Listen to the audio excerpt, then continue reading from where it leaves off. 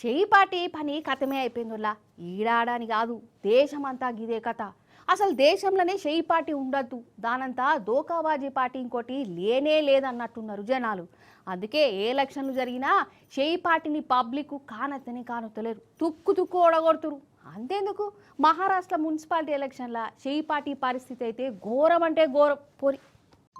ఇక చేయిపాటి మన తెలంగాణలోదే కాదు, దేశంలో ఏ మూలకువో ఎవ్వరు నమ్ముతలేరు. ఇక అందరికీ అర్థమైపోయింది ఇది పెద్ద దూకాబాజే పార్టీ అని. ఘటనే ఉన్నది మరి ఎలక్షన్ల చేయిపాటి పర్ఫార్మెన్స్ చూస్తా అంటే. అంతేందుకు ఇక మహారాష్ట్రలో జరిగిన మున్సిపాలిటీ ఎలక్షన్లే తీసుకురాదు, అందులో వేరే పార్టీలతోని పొత్తు పెట్టుకున్నా కానీ ఈ చేయిపాటిని దేకినోళ్ళే లేరు. 100-150 జాగలల్లో పోటీ చేస్తే కమ్సే కమ్ సగం కాదు కదా, 1,000 మంది సీట్లు కూడా గెలవని. ఏ పట్టణంలో చూడు 10 సీట్లు, 20 సీట్లు, 3 సీట్లు, 4 సీట్లు, ఇగో గివే ఉన్నది పరిస్థితి. పాపం రాహుల్ బాబుకు ముఖం ఏడ దాసుకోవాలో కూడా అర్థం కాని తీర్లా అక్కడి జనం తీర్పు చెప్తుర్రు. అంతేందుకు మొన్నటికి మన అసెంబ్లీ ఎలక్షన్లలో కూడా గదే కథ కదా. శివి పార్టీ గెలుపు కోసం ఏ పార్టీతోనే బొత్తు పెట్టుకున్నా జనం మాత్రం సీదరించుకుంటూనే ఉన్నారు. అసలు రాహుల్ బాబు మాటలను పట్టించుకుంటలేరు. ఇంకెంతకాలం అబద్ధాలతోని పొద్దెల తీస్తారనుకుంటా ఓట్లలా గట్టిగా బుద్ధి చెప్తూనే ఉన్నారు.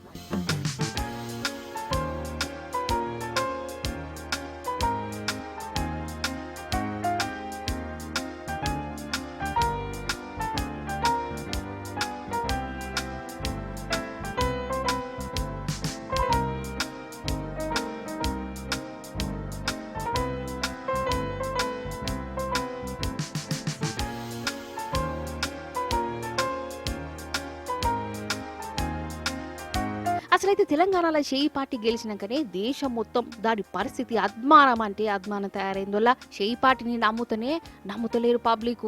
ఎట్లనంటే ఈడ తెలంగాణలో ఓట్లు అన్నప్పుడు అటు రాహుల్ బాబు, ఇటు ప్రియాంకక్క, అటు రేవంత్ అన్న, గిట్లా కాంగ్రెస్ లీడర్లు అందరూ ఎన్నెన్నో ముచ్చట్లు చెప్పిరోళ్ళ.